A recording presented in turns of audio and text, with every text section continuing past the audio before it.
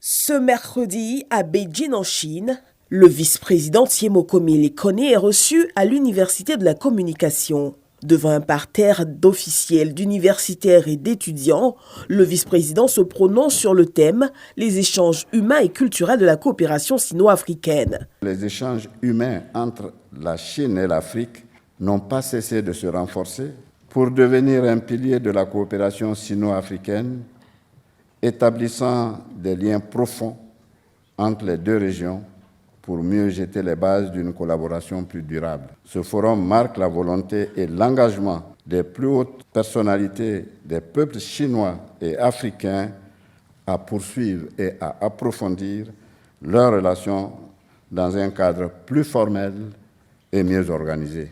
Thiemokomile Kone retrace l'évolution historique des échanges entre la Chine et l'Afrique depuis le XVe siècle.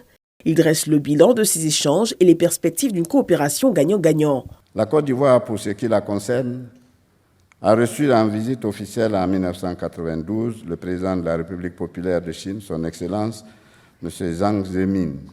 En sens inverse, 3 chefs d'État ivoiriens ont effectué des visites officielles en Chine.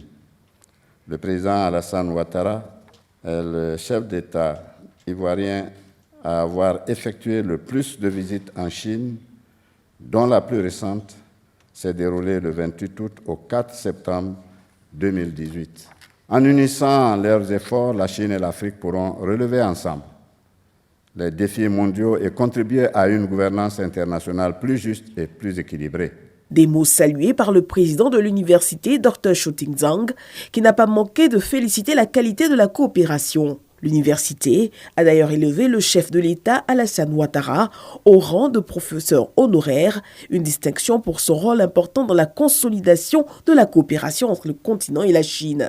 Cette reconnaissance couronne une valeur fondamentale qui a toujours guidé son action politique et sociale, à savoir l'intégration des peuples et le vivre ensemble grâce aux échanges humains, source de compréhension mutuelle et de coexistence pacifique. Le vice-président a effectué une visite au musée de l'université avant de procéder en début d'après-midi à l'ouverture du Forum économique Côte d'Ivoire-Chine, organisé en marge du sommet. Cette rencontre a vu la participation de plus de 500 hommes d'affaires chinois et ivoiriens. Le vice-président, qui salue l'investissement de la Chine en Côte d'Ivoire, l'invite à aller plus loin vers des domaines qui répondent aux exigences du futur, notamment l'agro-industrie, la pharmacie, l'économie verte, l'intelligence artificielle. Notons que l'ouverture solennelle du forum a été marquée par la signature de 10 accords de coopération entre les parties ivoiriennes et chinoises. Cette première journée du vice-président de la République à Beijing s'est achevée dans la soirée par sa participation au banquet d'État offert par le président chinois.